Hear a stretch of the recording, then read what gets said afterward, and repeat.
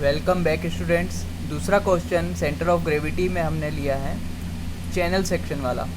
क्या दिया है? एक चैनल सेक्शन या परिच्छेद जिसकी काट 100 गुणा 50 गुणा 15 mm है का सेंटर ऑफ ग्रेविटी या गुरुत्व केंद्र वेब के पीछे की तरफ से ज्ञात कीजिए। तो वेब के पीछे की तरफ से हमें चैनल सेक्शन का गुरुत्व केंद्र ज्ञात करना है। अब चैनल सेक्शन होता क्या है? चैनल को हम बोलते हैं नहर। आपने नहर को देखा होगा, नहर इस प्रकार से होती है। और जनरली जो स्ट्रक्चरल आइटम बनाए जाते हैं स्टील के, वहाँ पर भी इस एंगल सेक्शन में एक भुजा और बढ़ा दी जाए तो ये क्या बन जाता है? Channel section. अब चैनल सेक्शन में क्या क्या चीज़ें होती हैं? तो यदि इसे और इसे, इन दोनों भुजाओं को नाम देना हो तो इसे बोलते हैं FLANGE, फ्लेंज। ठीक है, तो ये फ्लेंज होती है। ठीक है, और ये जो बीच वाला पोर्शन होता है इसको हम कहते हैं वेब।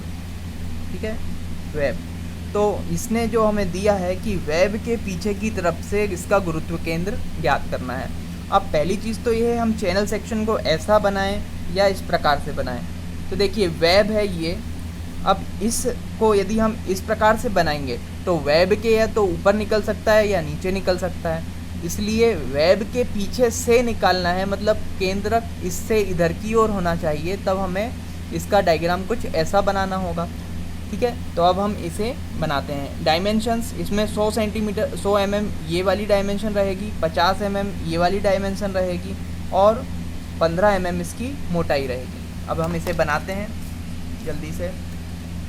100 mm को हम मान लेते हैं 5 सेंटीमीटर। ठीक है, तो ये यहाँ से लेकर यहाँ तक हमारा हो गया 5 सेंटीमीटर।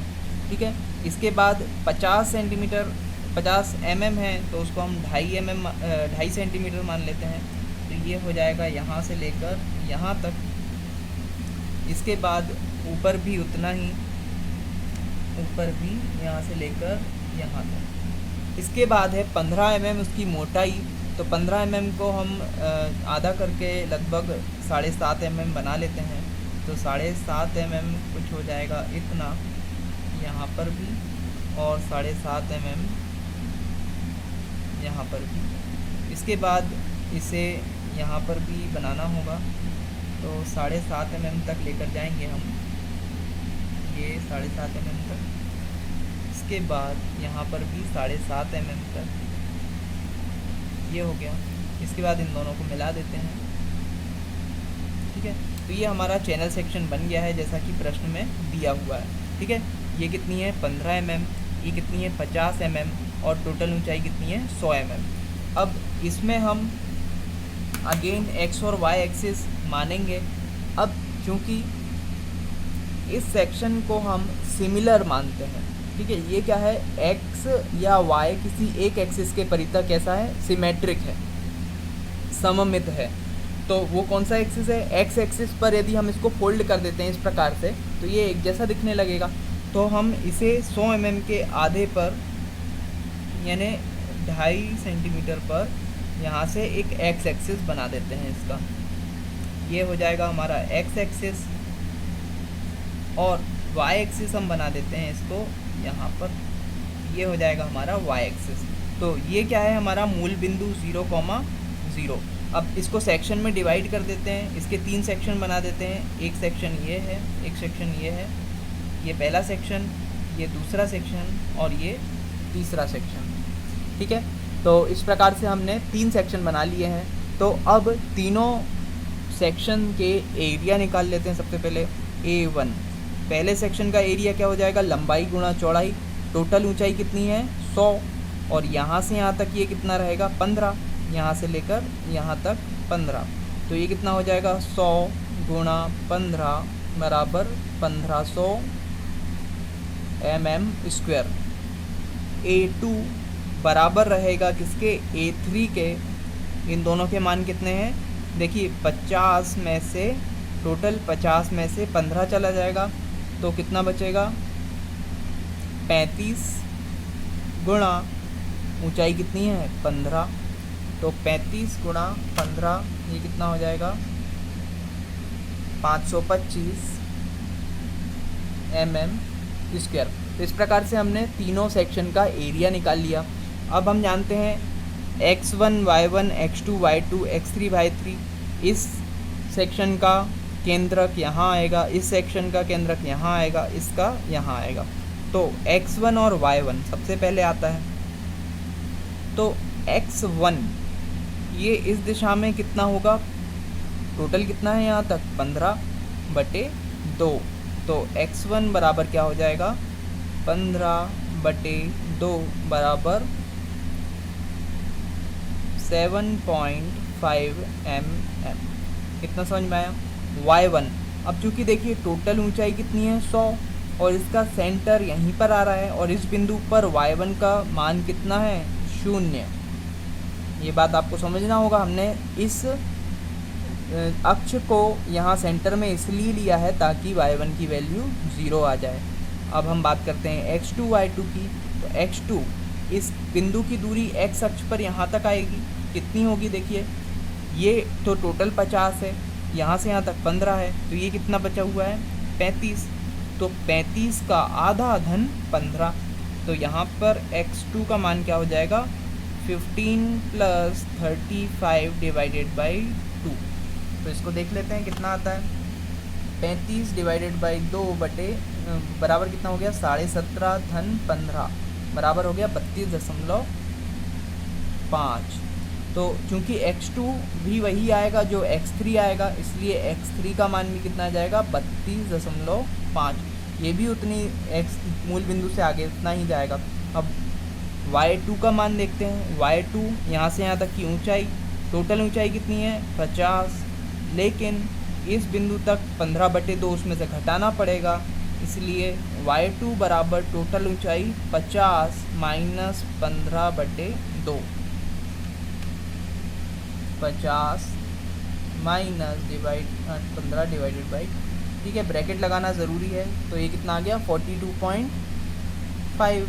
अब जितना y2 ऊपर की तरफ जाएगा उतना y3 नीचे की तरफ आएगा, तो ये भी कितना हो जाएगा 42.5 mm। ये सभी mm में है, ठीक है। तो अब हम इन सबको एक बार लिख लेते हैं। a1 बराबर 1500, a2 बराबर 525, x1 x2 x3। x1 का मान है 7.5, x2 और x3 32.5, y1 का मान है 0, y2 और y3 दोनों के मान हैं 42.5। अब हम देखते हैं कि फॉर्मूला क्या होगा। तो यहाँ पर हम सबसे पहले निकालते हैं x बार बराबर a1 x1 plus a2 x2 plus a3 x3 upon a1 plus a2 plus a3। x बार बराबर a1 का मान है 1500 गुणा x1 7.5 धन a2 का मान है 525 गुणा x2 का मान है 32.5 धन a3 का मान भी कितना है बराबर a3 है। एक 525 गुणा x3 का मान है 32.5 बटे a1 plus a2 plus a3 1500 plus 525 धन 525। अब हम इसको सॉल्व कर लेते हैं। एक ही स्टेप में हम इसको करेंगे पूरा सॉल्व, तो सही लिखना ज़रूरी है। 1500 गुणा 7.5 धन 525 गुणा 32.5 धन 525 गुणा 32.5, ये कितना हो गया 45,375 डिवाइडेड बाई ब्रैकेट में 1500 धन 525 धन 525, ये हो गया 17.79। तो हमारे पास एक उत्तर आ गया x बार बराबर 17.8 मिलीमीटर। तो इस प्रकार से एक्स बार जो सबसे इम्पॉर्टेंट वैल्यू थी वो हमने निकाल ली। अब देखते हैं वाई बार की वैल्यू क्या आती है।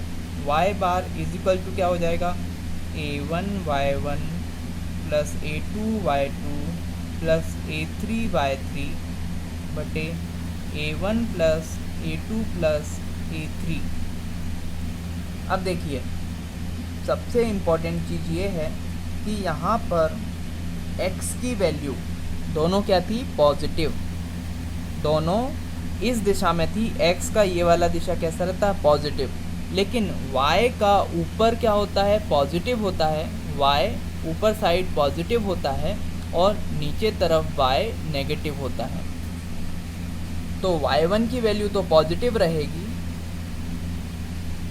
y1 की वैल्यू 0 है, y2 की वैल्यू तो पॉजिटिव रहेगी, लेकिन जो y3 है वो क्या हो जाएगा, नेगेटिव।